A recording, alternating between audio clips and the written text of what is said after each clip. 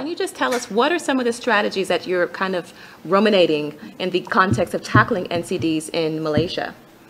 Thanks, Chika. So, since the COVID situation has largely stabilized, touch wood, in many countries, we have to now look at a huge backlog of medical, surgical procedures which we had to delay over the last 2 years.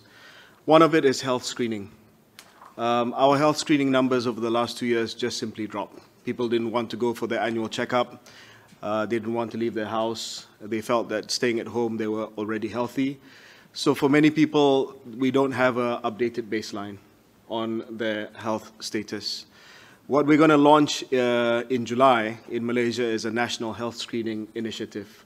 We're targeting 1.5 million people above the age of 40 who've never had health screening before to be given free health screening at our public and private clinics. This is not just your basic health screening. It includes FOCB for men, for colorectal cancer, and breast screening for women. We want a new baseline. Now, how are we going to get them to come out? Because, as I mentioned, it's not as clear and present as infectious disease. I was thinking, let's draw on the lesson from COVID. The message for COVID to get people vaccinated was protect yourself, to protect everyone around you. At that point in time, we thought vaccines would also help in terms of cutting transmission. So why don't we recast individual personal health screening in the context of family? Get screened, love your family. Because our incidence of NCDs are tremendously high. And once somebody has a debilitating stroke, he's going to be, or she, will need caregivers. There's economic consequences to this. And of course, to the children and dependents. So I was thinking, let's recast the personal health into a family context and see whether that helps.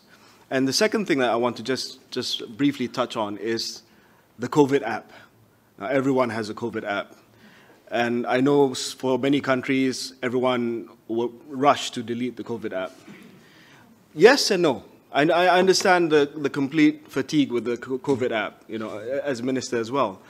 But you won't get the same once-in-a-generational population-wide enrollment onto an app as this.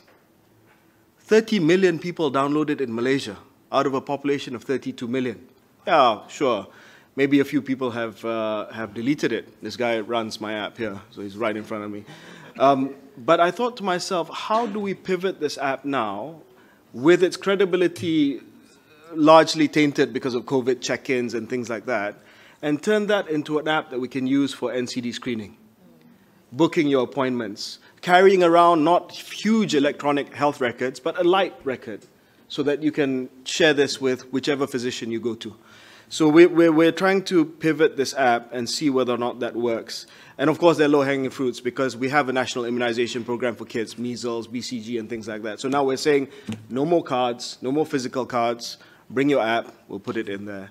So we're thinking how to pivot now. Excellent. Thank you so much. I'd now like to open the floor to the audience.